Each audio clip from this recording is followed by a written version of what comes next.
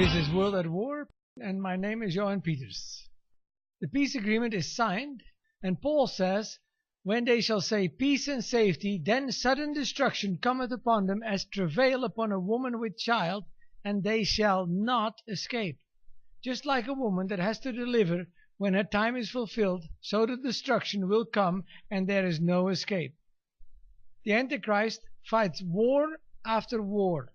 First he invades the Middle East with a great army, but he gets a lot of opposition, and many shall fall down slain. So there are many casualties. They will speak lies at the peace tables, just like politicians do, and he gets away with a lot of wealth. He returns to his own land, and here we see that he already wants to break his own peace agreement, as it says, his heart shall be against the Holy Covenant.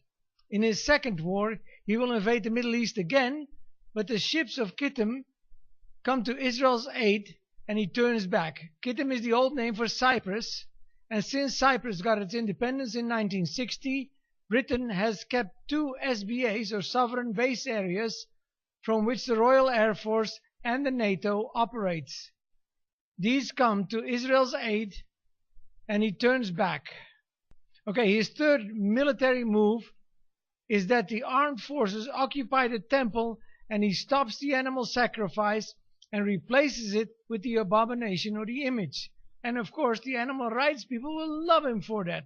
However, the Jews will be shocked and realize that their so-called Messiah is a liar, and various Jews will turn to Jesus as their true Messiah instead of this impostor.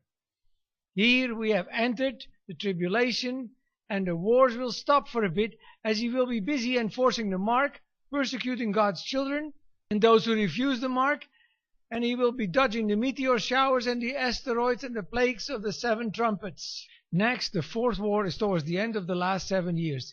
He invades the Middle East, and he shall come against the king of the south like a whirlwind, with chariots and with horsemen and with many ships, and he shall enter into the countries and shall overflow and pass over.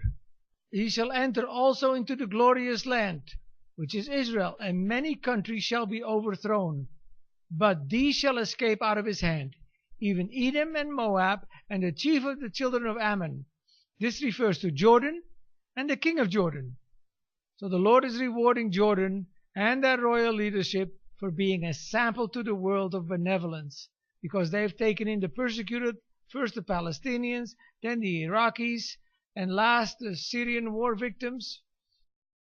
The Lord says, "Behold, I am against you, O Gog," which is the Antichrist, the chief prince of Meshech and Tubal, which is Russia. "I will put hooks in your jaws, and I will bring you forth. You will be compelled to come." Persia, that is Iran, Ethiopia, and Libya with them, all of them with shield and with helmets. Gomer, which is Germany and all his bands. Togarma, Turkey and all his bands, and many people with you. The European nations have gathered with the Antichrist in the Middle East to subdue Israel and to stop the invasion of the 200 million coming from the east for the final jihad. The Islamic army from the east is temporarily stuck behind the river Euphrates. And next bite we will see the atomic holocaust and how the armies clash.